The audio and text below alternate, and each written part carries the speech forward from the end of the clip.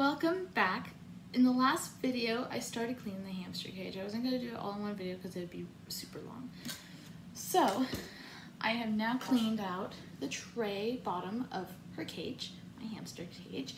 And what I do is I take some paper towel, damp it, wipe the edges of it, and the inside, clean out the corners, make sure there's no gunk, pee, poop, whatever in it, so that way it's clean. Now, the next step is putting the bedding and everything back inside the cage, putting the actual cage back on the tray, connecting it, and continuing on. So, the next thing I do is I have this basket. This basket has a few nibbler things in there for her that I just got. So, little mineral treats. These are really good for them. They have minerals. They love to chew on them. It's good for them. But I also have some old magazines, newspapers, whatnot from people that have given me random things. I tear them up and put them in the cage bottom. So I usually do a few layers of this because she loves to nibble, and it's just super easy to do. So I try and do that. So I usually fold this up and do this a few times. So let me do this. Okay, so now I have the bottom of the cage lined with newspaper and whatever else is in there. So that way it can be totally cleaned out, and so I can put the bedding back in. Next step, putting the actual cage back on it. So what I'm gonna do is I'm gonna grab that, and I will be right back in a few minutes.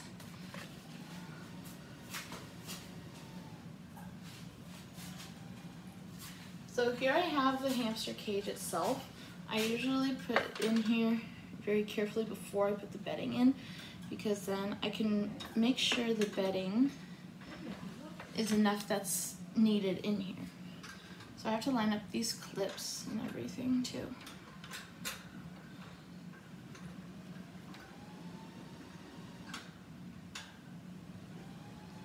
So I have to line it up so it'll fit into the tray. And there we go. And then I lock it up, and then we have the hamster cage with the bottom connected. And then the next thing I'm gonna do is put the cage together again. So now that I have the actual cage set up, I can start putting the bedding in. With the bedding, so I have the bedding right here. It's a messy process with that. So I pull over a chair, put the bedding that's in here. I open up the cage right here, lay everything out as I need to, and then do it that way. And this can usually take a while. She loves her bedding. She loves to hide in it.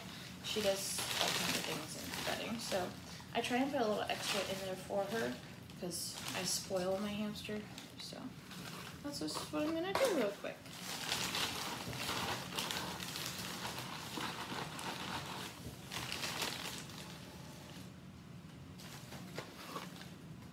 I usually do 2 to 3 scoops of bedding, well, 3 to 4 actually, so that way I can make sure she has enough for her liking. She's just very finicky when it comes to bedding. I make sure I cover the whole bottom, and I usually put a little bit extra, about that much, maybe about a 1/2 inch, 1/4 inch, to cover the whole bottom, and make sure she has enough to bury herself and whatever else in it as well. And she loves to kick out whatever she doesn't want of the bedding as well, so that ends up being a mess in my room. But for the most part, she's pretty clean of an animal. She hasn't made too much of a mess yet. So I'm just gonna continue doing this until I think it's enough, and then what I'll do is when she is put back in the cage in a little while, I'll be putting more bedding in if she wants it. If I think she'll want it, if she starts burying herself already and she takes over half of the bedding I've already put in. I'll usually put some more for her. Maybe get some more bedding. I usually try and cover it more for her. She's just spoiled. Guys, I spoil the animals.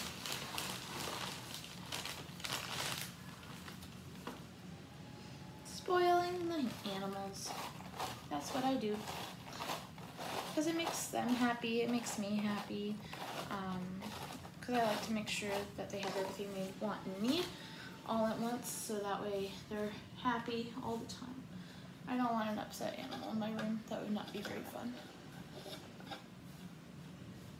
So I'm gonna do this. So you guys will notice I'm using a bowl. It's less messy that way. So now I'm gonna put the igloo and I'll put the ramp back in. It is a 3-story cage, so I make sure her ramp is where it needs to be. And I make sure I bury the ends of it under the bedding, so that way she can't really do too much else with it. So I have a few of these chewy things she's already munched on. I just put them back in the cage for her liking. I always put the igloo back first after I put the ramp back in, because this is one of the biggest pieces, so I want to make sure there's enough space I can put it back in there. I usually put these in front of the cage, or not in front, but like in the cage towards the front of the cage, so that way I know she's all good in that sense. So now I'm noticing there's not too much extra bedding in here. So what I'll do is I'll lift up the igloo and I'll put extra bedding under her igloo for her, so she doesn't have to go grab extra already when she gets put back in here. There we go. And you guys will notice this food dish is pretty full. I just filled it like the other day. So what I'm gonna do is I'm gonna add a few extra treats in here for her. She loves her popcorn. She loves little yogurt treats that they have for little hamsters and guinea pigs and gerbils. So I'm gonna put a few of those in here, and so make sure with the bedding you wrap up the bag so that way nothing else gets in it. So that's what I'm gonna do. And then I have it also in a trash bag, so that way nothing else gets icky and whatever else. And I'll put this aside. I'm gonna grab her treats for her that she really likes, so that way she has some other things to nibble on as well. I really try to stick with the healthier nibble treats that they usually like. So like I have some little yogurt treats in here. I have some glazed donut treats she likes. I don't know, she's spoiled. So I'm gonna move this chair back where it was. And I'm gonna put the food right here in front of me. You guys can't really see it that well. So I'm gonna put these treats on the top of the food, so that way she knows where they are. And sometimes I'll bury it in the food, so she has to work for it a little bit. It's super fun to watch her do that. So I'm gonna put these in here.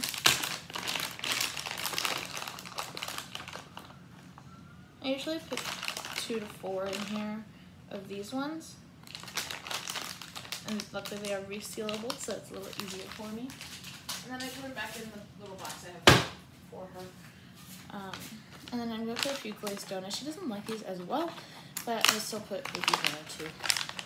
That was a nice little gesture of love in here for her. And I close it up and put it away. Because if I keep it out, she's going home. That's just usually what happens.